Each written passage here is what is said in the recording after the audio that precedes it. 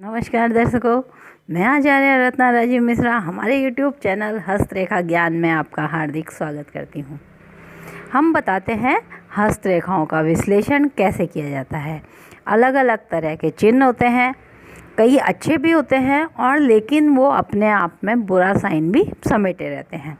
जैसे हमने मत्स्य साइन पर काफ़ी लंबी चर्चा कर ली अलग अलग जगहों पर। आज हम एक व्यक्ति का हाथ बता रहे हैं।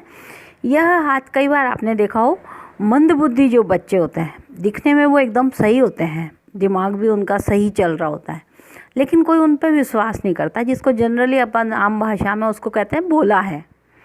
वह चाह भी रहा है मैं आगे बढ़ूं, लेकिन घर वाले उस पर विश्वास नहीं कर पाते कि यह अपने डिसीजन सही ले सकता है क्या, तो उसको आगे बढ़ने का मौका नहीं मिलता।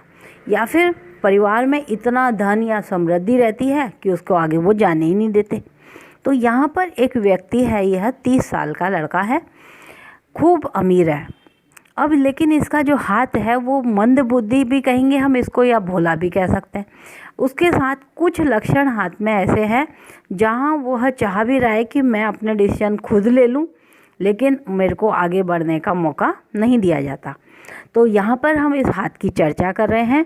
आपको वो साइन बताएंगे जिस साइन से हम पहचान सकते हैं कि व्यक्ति में बौद्धिक विकास यानी मस्तिष्क रेखा बहुत लंबी होते हुए भी उसका बौद्धिक विकास क्यों नहीं हो पा रहा, उसका रीजन क्या है।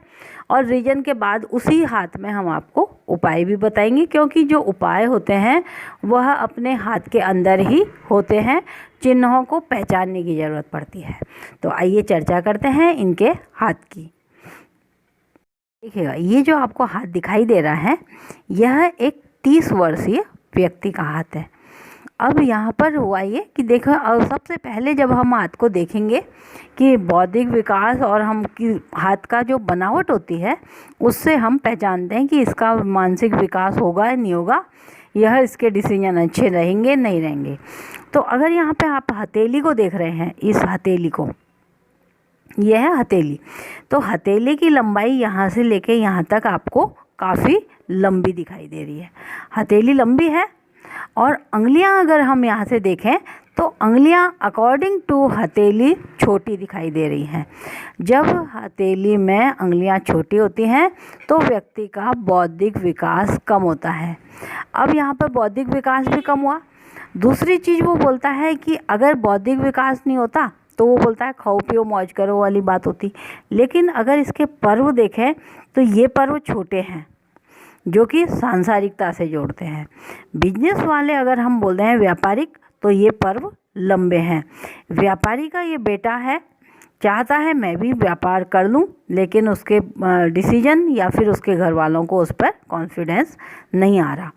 आध्यात्मिक क्षेत्र से अच्छा जुड़ा हुआ है, उसने पढ़ाई भी की और वो कहता है कि मेरा मन परिवार इसमें भगवान की पूजा पाठ में भी लगता है।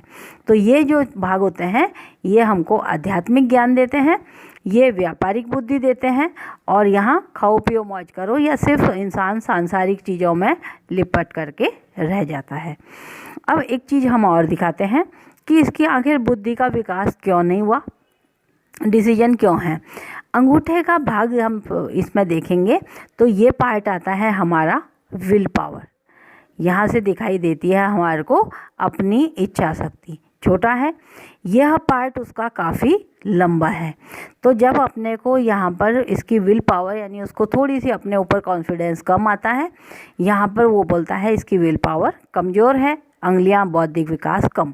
लेकिन अगर हम देखें मस्तिष्क रेखा को, मस्तिष्क रेखा बहुत लंबी होकर के जा रही है।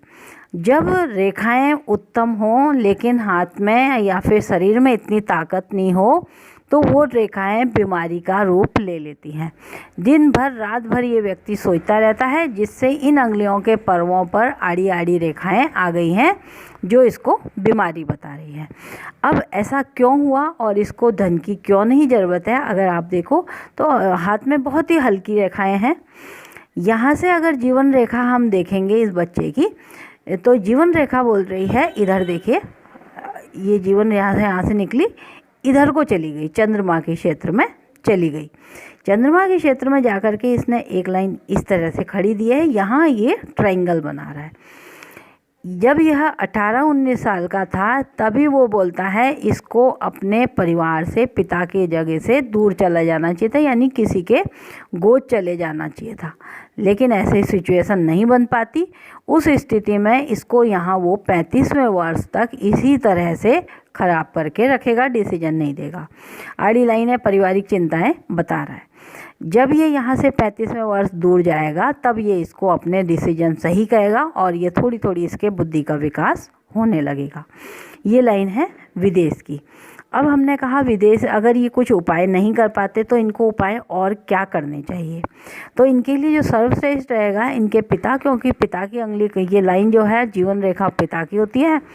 पिता वाली लाइन से दूर जाने के लिए बोल रहा है, तो हमने इनको एक राय दी बहुत अच्छी, जो उपाय भी है। अगर हम उपाय भी इसको बोलेंगे तो इनके पिता को इस बच्चे के नाम से विदेश से संबंधित कोई काम करना चाहिए। यह इनका उपाय है। कई बार ये ज़रूरी नहीं होता है कि हम ये रिंग अंगूठियाँ पहनाएं तभी कोई उपाय हो, कोई पूजा पाठ करें। उपाय अपने आप में ही सिमटा हुआ रहता है, उसे पहचानने की ज़रूरत पड़ती है। अगर इसके पिताजी इसके नाम से कोई विदेश का काम करते हैं तो इस बच्चे का माइंड डेवलप होने लगेगा, अपने डिसीजन ये खुद लेने लगेगा, अच्छी लाइनें आ जाएंगी, यहाँ पर कोई चिंता नहीं रहेगी। तो ये इनका उपाय है। पुखराज इनको धारण करना चाहिए ताकि इनको कहते हैं ना कि धन विद्या बुद्धि सारी चीज़ें बढ़िया रहें। तो ये था इनके हाथ का डिटेल। आप भी चाहते हैं आपके हाथ का इसी तरह सूक्ष्म डिटेल किया जाए, दिए गए नंबर पर आप हमको संपर्क कर सकते हैं। सशुल्क, निःशुल्क नहीं है हमारी सेवा। आपको चार्ज दे करके अपने हाथ का विश्लेषण करवाने के लिए आप हमसे कांटेक्ट कर सकते हैं। आज के लिए इतना ही। कल फिर किसी नए योग के साथ फिर मिलते हैं। तब तक के लिए नमस्कार।